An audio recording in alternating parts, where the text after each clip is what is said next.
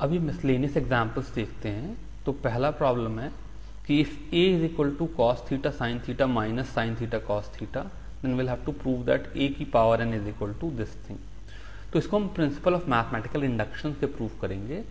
तो principal of mathematical induction में P1 का मतलब है a की power 1 which is basically a only is equal to cos of 1 theta which is cos theta sin of 1 theta minus sin of 1 theta and cos of 1 theta। तो ये तो true है ही। अब हम लोग अज्यूम करेंगे let p k is true. इसका मतलब a raise to the power of k की वैल्यू हो गई cos k theta sine K theta minus sine K theta और कॉस के थीटा। अब मुझे देखना है कि whether P K plus 1 is true और नॉट। तो पी के प्लस 1 का मतलब हो गया a की पावर k प्लस 1, जिसको मैं a की पावर k इंटू a लिख सकता हूं। तो a की पावर k इंटू k का मतलब क्या हुआ, ये एक 2 क्रॉस 2 मैट्रिक्स होगी जिसका पहला एलिमेंट होगा a की पावर k की फर्स्ट रो और a का first column which will be cos k theta minus sine k theta sine theta. तो ये जो टर्म है ये फॉर्मूला हो जाता है cos of k theta plus theta का।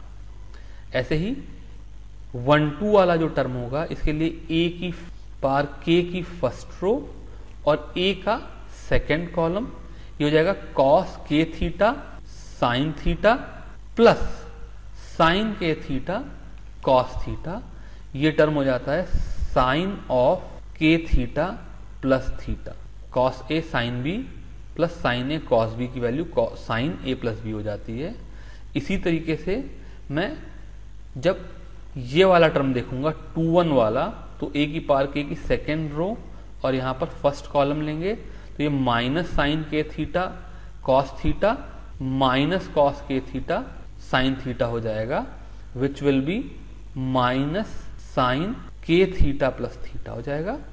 और finally second row second column जब लेंगे तो minus sine k theta sine theta plus cos k theta cos theta, ये cos of k theta plus theta हो जाएगा।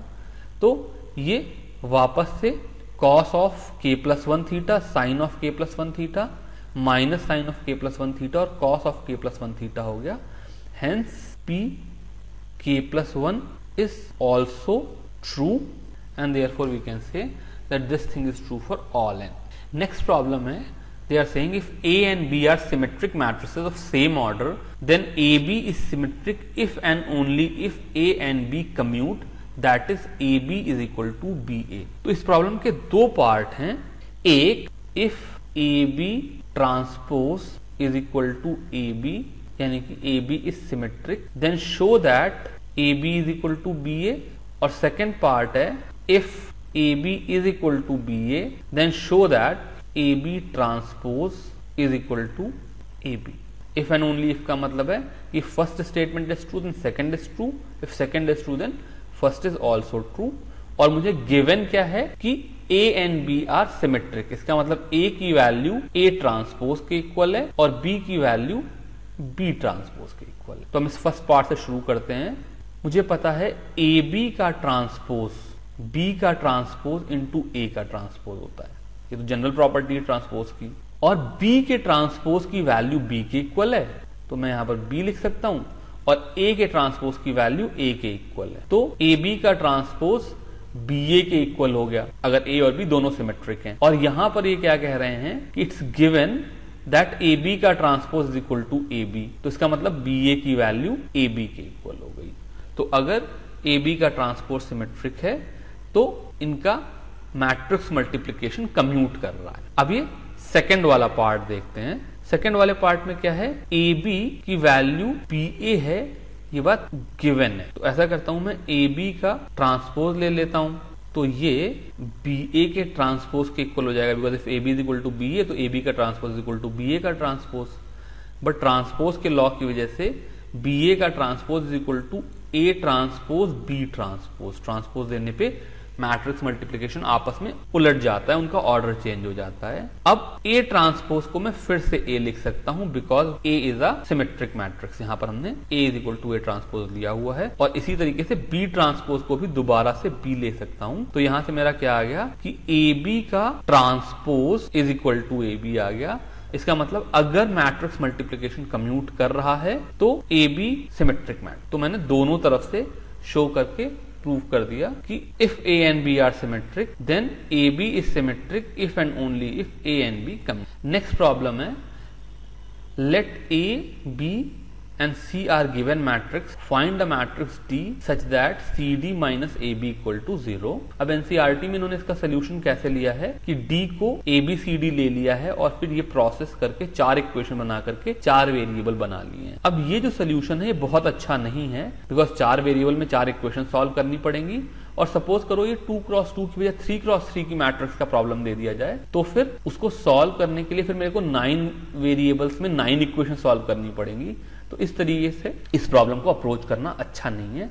इसको करने का ज्यादा अच्छा तरीका क्या होगा कि if C D is equal to A B, C D minus A B equal to 0 matrix का मतलब क्या हुआ, C D is equal to A B. Then अगर मैं दोनों साइड सी इनवर्स से प्री मल्टीप्लाई कर लूं तो I will get C inverse C D is equal to C inverse A B, यानी कि डी की value C inverse A B के इक्वल आ जाएगी। अब सी इनवर्स फाइंड करते हैं। तो सी इनवर्स फाइंड करने के लिए इस बार फिर से मैं एलिमेंट्री कॉलम ट्रांसफॉर्मेशन यूज करूंगा rather than elementary row transformation use करने के। तो मैं लिख लूंगा C is equal to C I, यानी कि 2 5 3 8 इज इक्वल टू C 1 0 0 1। अब सबसे पहले इस 2 को 1 बनाने के लिए पहला ट्रांसफॉर्मेशन करेंगे। C1 is equal to C1 by 2।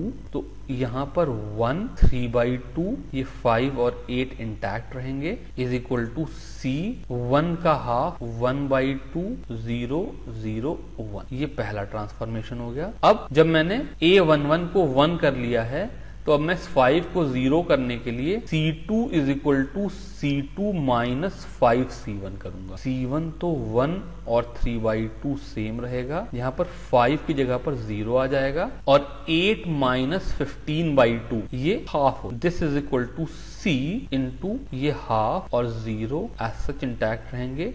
यहाँ पर माइनस 5 बाई 2 और यहाँ पर 1 एज सच आ जाएगा। अब मैं इस A22 को 1 करने के लिए अगला ट्रांसफॉर्मेशन करूंगा C2 is equal to 2C, ताकि यहाँ पर 1 आ जाए। तो मेरा ये 1 और 3 बाई 2 एज सच रहेंगे, यहाँ पर 0 1 हो जाएगा। This is equal to C, ये हाफ और 0 एज सच रहेंगे। माइनस 5 बाई 2 इंटू 2 ये माइनस 5 हो जाएगा और ये 2 हो जाएगा। अब जब यहां पर मेरा 1 आ गया है तो इसको 0 करने के लिए मैं अगला ट्रांसफॉर्मेशन करूंगा। C1 is equal to C1 minus 3 by 2 C2। तो यहां पर तो मेरे पास 1 0 0 1 आइडेंटिटी मैट्रिक्स आ जाएगी। This will be equal to C और यहां पर half minus 3 by 2 into minus 5, यानी कि हाफ प्लस 15 बाई 2 हो जाएगा जो कि 8 है। ये नंबर माइनस 5 ही रहेगा। ये number C1 minus 3 by 2 C2, यानी कि